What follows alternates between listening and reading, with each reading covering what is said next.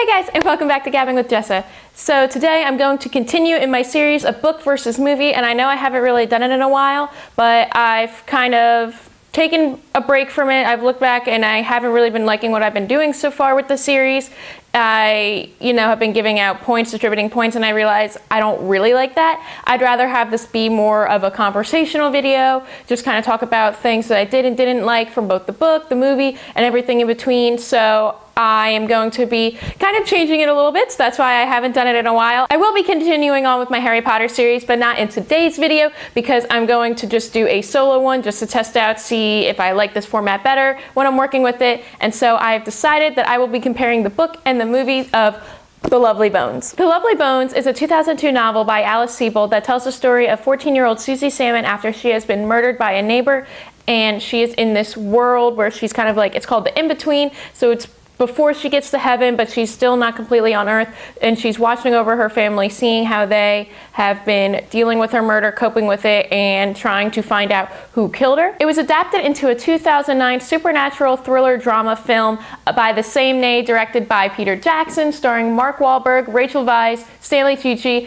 and Saoirse Ronan. All right, so let's just jump right into it. And just so you know, from this point on, there will be spoilers for both the book and the movie, so you have been warned. Now, starting off right in the book, you jump right into, my name is Suzy and I've been murdered.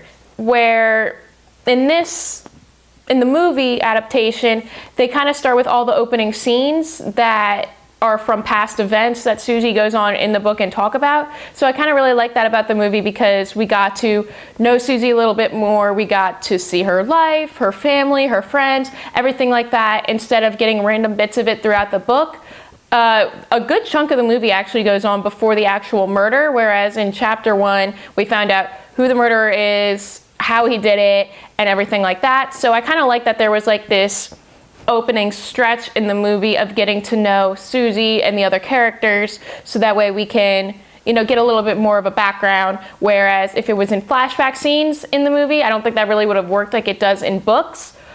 So I really did like this opening part of the movie. I thought the movie did a really good job of making Mr. Harvey a lot more creepy than he is in the book. I mean, obviously, he likes to murder young women. That's very creepy in itself. But this opening scene with him and him making the dollhouses, it's just shot so eerily, and Stanley Tucci is just absolutely amazing. He was actually nominated for an Oscar for Best Supporting Actor. He did not win, but I am so happy that he got some recognition for this movie, because man, he was so creepy and I loved it.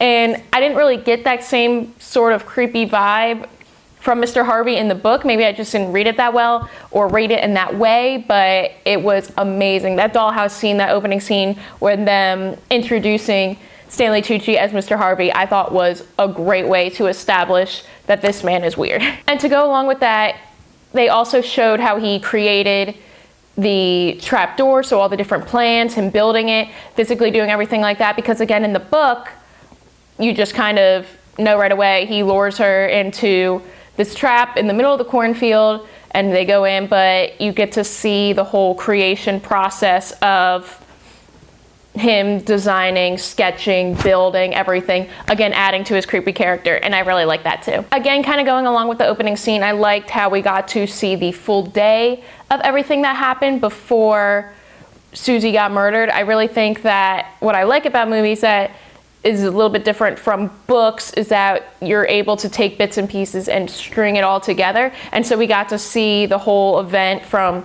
day, school day, after school, him, and then him leading her to this underground cave or trap or whatever. And so I really like that the movie was able to string that all together in what felt like a really natural way, whereas in the book it's a little bit broken up. However, one thing that I got really mad about that is a very big point in the book that they didn't do in the movie is that Ray and Suzy never kiss. All she can think about during her time in the in-between in the book is how she just wants to kiss Ray again, she just wants to feel his lips again or whatever. And so the fact that they didn't do that in the movie really made me upset.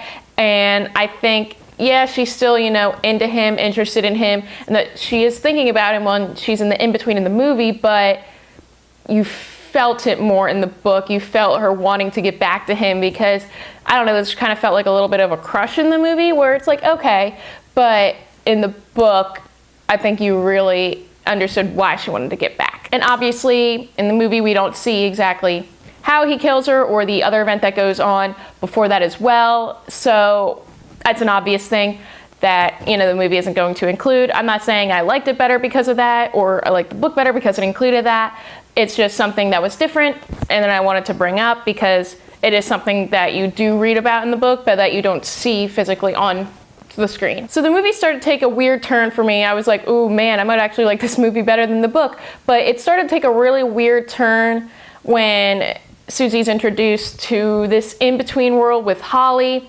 And I don't know, it was like a perfect world thing, and they're like, I think, riding on horses or something like that. I don't know, it was very trippy, and I was just not feeling it. I didn't really get that vibe from the book. Again, maybe I just read the book wrong, but I just didn't really like, I don't know, it just seemed really trippy. Like I was kind of watching Doctor Strange, but it was, I don't know, it didn't fit well with me. It didn't really feel like it went with the story I was reading. I think it did good for the movie part, but I don't think it really felt like what I got from the book. I think the book, while it has its supernatural aspects to it, it didn't feel like it was pushing the weird or the supernatural thing out onto me, and I really like that about the book because, you know, she kind of takes over, you know, people's bodies, especially when she does that at the end of the book. But I don't know, I just didn't really get the trippy vibe from the book, and I didn't really like that it was displayed like that on screen. Susie gets murdered, and Buckley, the little brother in the book, he's asking all these questions. He's like, where's Susie? Why isn't she coming home? Where is she? And I really like that the book showed how innocent children can be, because he really has no idea what's going on. At that age, you don't really understand the concept of death, especially the concept of murder or anything. And so I really like how they wanted to show more innocence in Buckley, whereas he seemed to get it right away. But as a 4-year-old, I know I wouldn't have gotten it right away. I don't think any 4-year-old really would have gotten it right away, especially a 4-year-old in a very well-off family. There's nothing really wrong. They're just your average family. And so I don't like how they did that to Buckley's character. I like the innocence of Buckley and how he grows and matures with it and learns more. Yes, he had to learn it at a young age, but it's a process that you go through, and I think they did it really well in the book. Also, another big thing that they cut from this is that there is absolutely nothing going on between the mother and Len the detective.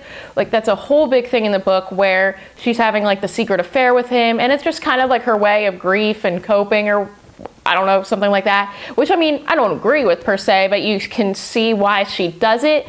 But that is completely excluded from the movie. There's no questions about it. Maybe there's a little flirtiness going on, but there's nothing to the extent of like the events that happen in the book.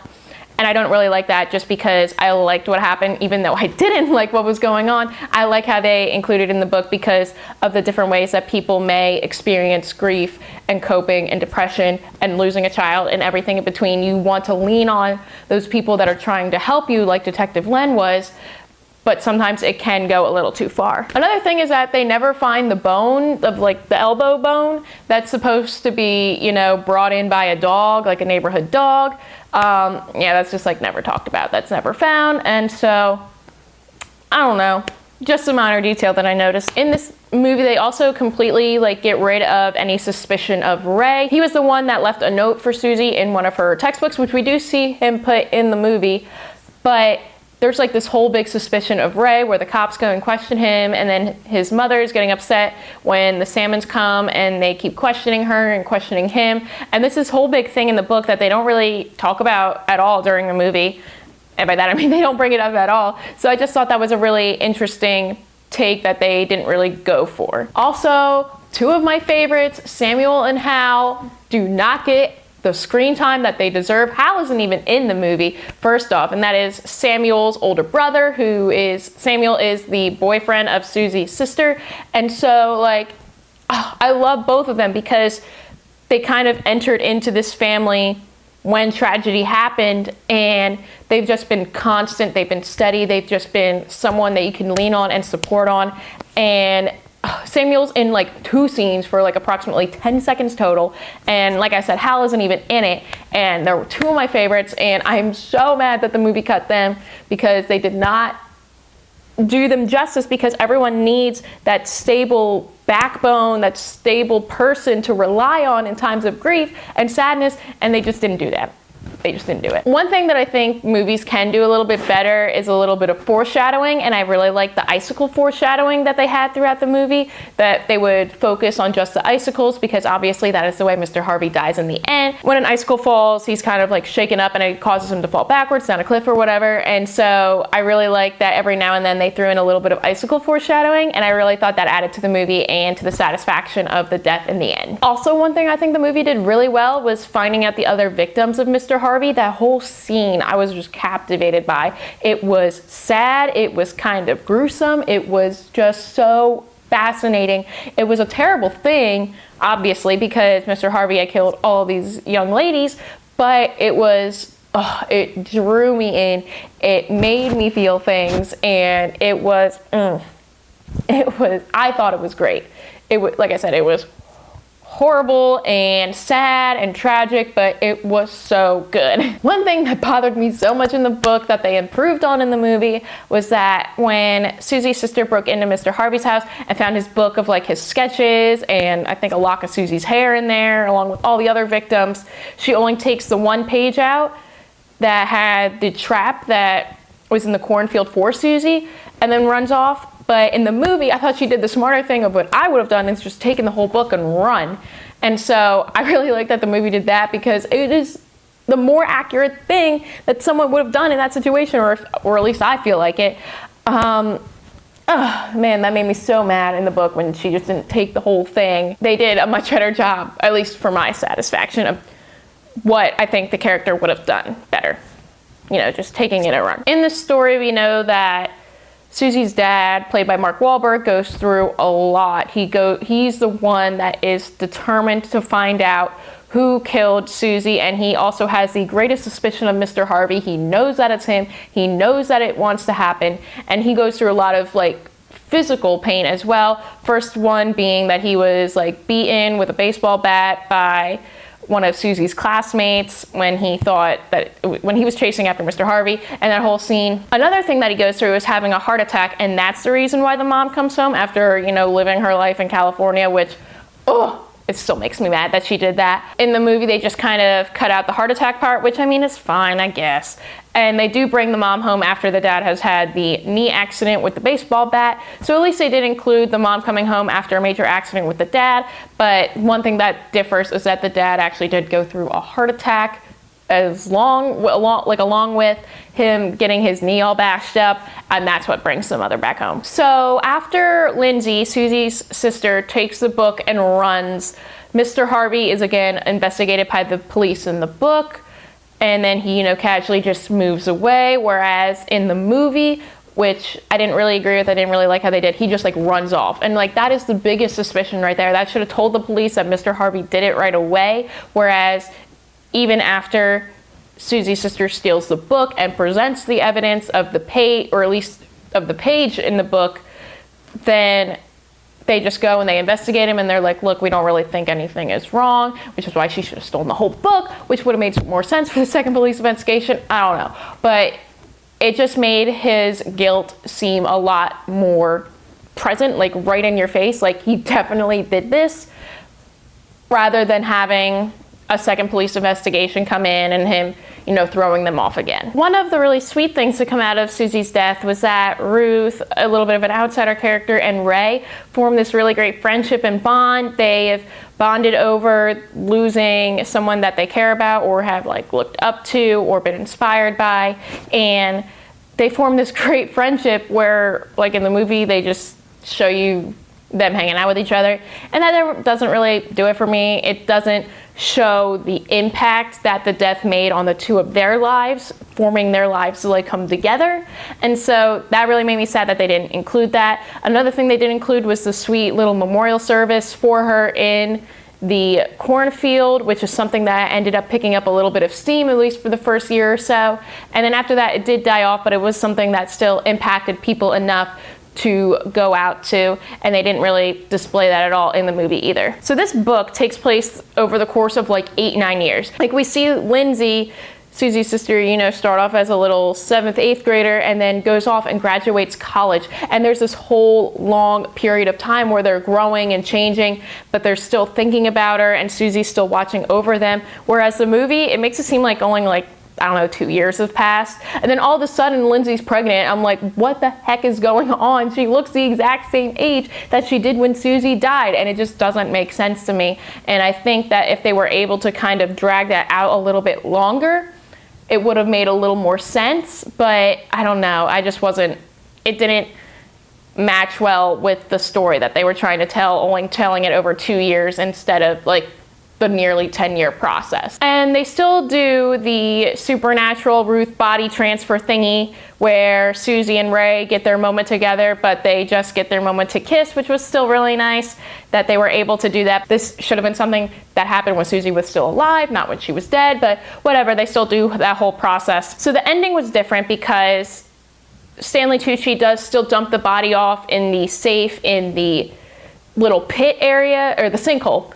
And that's actually at the end of the movie when he's fleeing and running away after Lindsay stole the book from him.